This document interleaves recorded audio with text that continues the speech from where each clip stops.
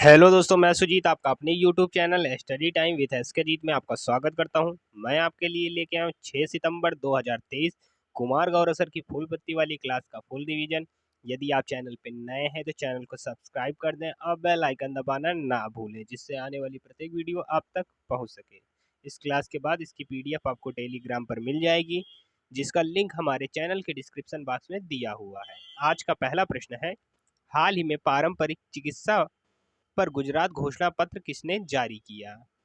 A WHO, B WEF, C WTO, D WWF।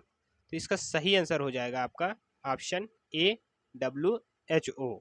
WHO की स्थापना हुई 7 अप्रैल 1948। इसके हेड है डॉक्टर टेड्रोस। अगला प्रश्न है लल्लन टॉप से, कम्बोज स्थित कोरवाट का विष्णु मंदिर कहाँ स्थित है? तो इसका सही जवाब हो जाएगा कंबोडिया।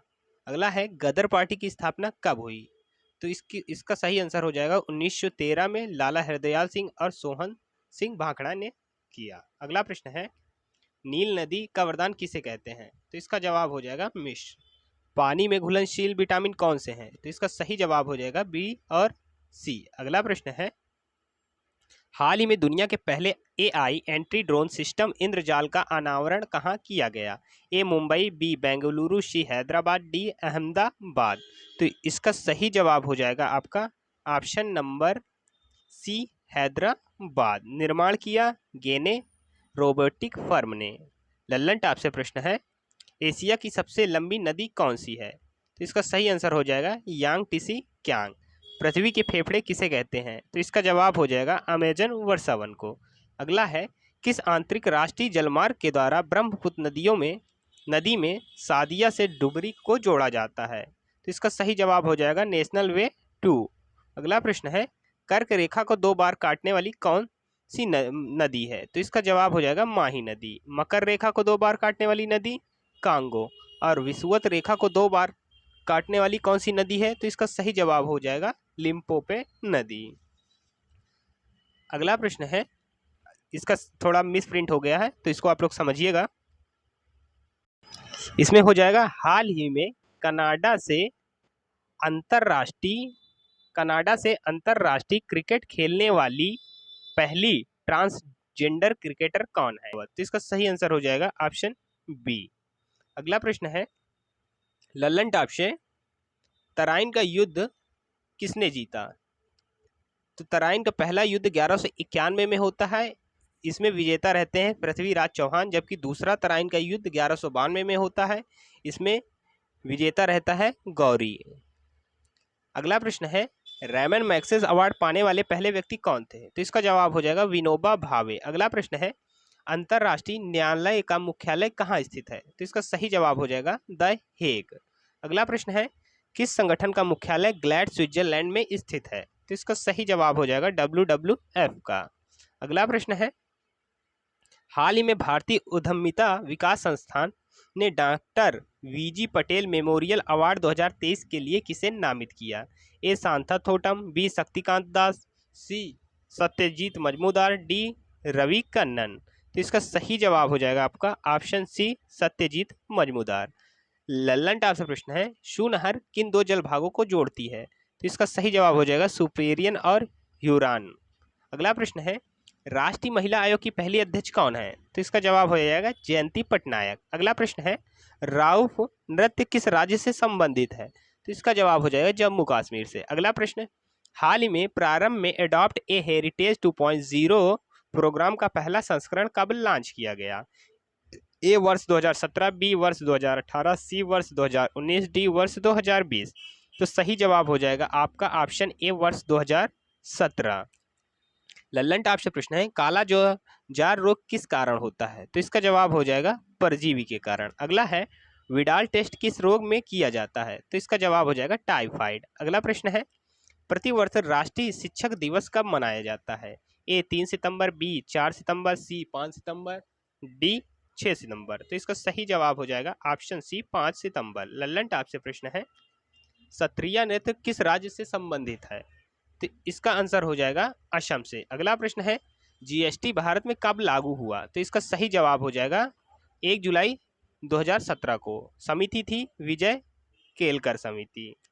अगला प्रश्न है आरबीआई के पहले भारतीय गवर्नर कौन थे? तो इसका सही आंसर हो जाएगा सीडी देशमुख, और पहले गवर्नर थे ऑसबोर्न स्मिथ। अगला प्रश्न है आरबीआई की स्थापना किस अधिनियम से होती है? तो इसका जवाब हो जाएगा 1934। और कब होती है? 1935।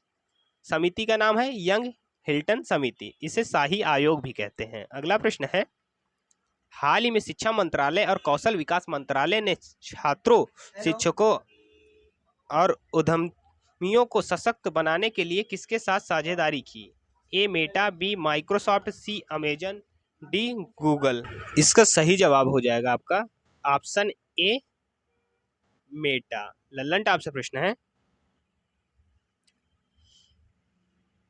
तुलबुल परियोजना किस नदी पर है? तो यह झेलम नदी पर है। कहाँ? जम्मू कश्मीर में। माता टीला परियोजना बेतवा नदी पर।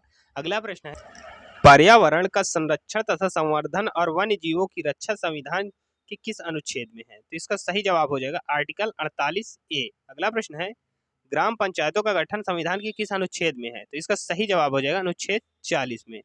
अगला प्रश्न है हाल ही में लगातार 10 बार इटालियन ग्रांड प्रिक्स जीतने का विश्व रिकॉर्ड किसने बनाया? A Sebastian Vettel, B Max Verstappen, C Sergio Perez, D Carlos Sainz. तो इसका सही जवाब हो जाएगा आपका ऑप्शन बी मैक्स वेरस्टेपन। अगला प्रश्न है लल्लन टॉप से बंगाल विभाजन के समय भारत के वायसराय कौन थे? तो इसका सही आंसर हो जाएगा करजन। अगला प्रश्न है मरुस्थलीय क्षेत्रों में पाई जाने वाली वनस्पति को क्या कहते हैं? तो इसका जवाब हो जाएगा जीरोफाइट। अगला प्रश्न है मृत्युदंड के मामले में क्षमा देने का अधिकार किसे है? तो इसका सही आंसर हो जाएगा राष्ट्रपति को। अगला प्रश्न है हाल ही में मूडीज इन्वेस्टर्स सर्विस ने 2023 कैलेंडर वर्ष के लिए भारत की विकास दर कितनी अनुमानित की है? ए 6.5%, बी 6.6%, सी 6.7%, डी 6.8%। तो इसका सही जवाब हो जाएगा ऑप्शन सी 6.7%। लल्लन टॉप से प्रश्न है भारतीय मानक समय रेखा किस राज्य से गुजरती है? तो इसका जवाब हो जाएगा उत्तर प्रदेश, मध्य प्रदेश, छत्तीसगढ़, उड़ीसा और आंध्र प्रदेश। अगला प्रश्न है पैलेड पार्टिकल किसे कहते हैं? तो इसका आंसर हो जाएगा राइबोसोम को। अगला प्रश्न है भारतीय प्रतिभूति एवं विनिमय बोर्ड सेबी वर्तमान में कौन सा संगठन है? तो यह एक वैधानिक संस्था है। अगला प्रश्न है पहला दादा साहब अवार्ड किसे दिया गया? तो इसका जवाब हो जाएगा देविका रानी को। अगला प्रश्न है हाल ही में नेस्कॉम के चेयरपर्सन पद पर किसे नियुक्त किया गया? A Manish Desai, B R Madhavan, C doctor Vasudha Gupta, D Rajesh Nambiar. तो इसका सही आंसर हो जाएगा option D Rajesh. Lallantop से प्रश्न है सिंधु घाटी सभ्यता संबंधित थी? तो इसका जवाब हो जाएगा कांस्य युगीन से। धम्म चक्र प्रवर्तन का संबंध था महात्मा बुद्ध के पहले उपदेश से। अगला है कॉफी के बागानों को किस देश में फेजेंटा कहा जाता है? तो इसका जवाब हो जाएगा ब्राजील में। अगला है एरन अभिलेख का संबंध किससे है? तो इसका सही जवाब हो जाएगा सती प्रथा का पहला उल्लेख इसी में मिलता है। अभी तक जिन्होंने वीडियो को लाइक नहीं किया प्लीज़ वीडियो को लाइक कर दें और अपने दोस्तों और मित्रों के साथ शेयर जरूर कर दें। अगला हम फटाफट कर लेते हैं 5 सितंबर का रिवीजन। आज हमने 2 दिनों का लगातार का रिवीजन रखा है, जैसे 5 सितंबर फिर 4 सितंबर। अगर सीरीज अच्छी लगे तो ज़रूर कमेंट में बताइएगा। पहला प्रश्न है ओमिक्रॉन स्ट्रेन का अत्यधिक उत्परिवर्तन वेरिएंट कौन सा है जो हाल ही में कई देशों में पाया जाता है? तो इसका सही आंसर हो जाएगा ऑप्शन ए पेरोल। अगला प्रश्न है 132वें डूरंड कप 2023 की विजेता टीम कौन सी है? तो इसका सही आंसर हो जाएगा मोहन बागान। अगला प्रश्न है हाल ही में विश्व का पहला पोर्टेबल अस्पताल आरोग्य मैत्री क्यूब कहाँ लॉन्च किया गया? तो इसका सही आंसर हो जाएगा गांधीनगर में। अगला प्रश्न है हाल ही में 850 गोल करने वाले दुनिया के पहले फुटबॉलर कौन बने?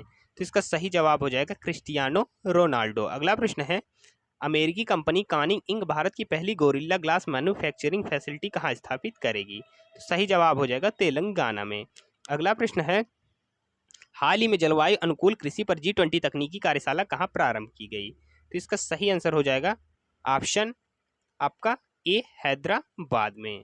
अगला प्रश्न है हाल ही में किस देश के वैज्ञानिकों ने पहली बार बादलों में माइक्रोप्लास्टिक की खोज की? तो इसका जवाब हो जाएगा ऑप्शन सी जापान। अगला प्रश्न है हाल ही में एनसीईआरटी ने किसके सहयोग से स्वास्थ्य पर आधारित let's move forward comic book जारी किया? तो इसका सही आंसर हो जाएगा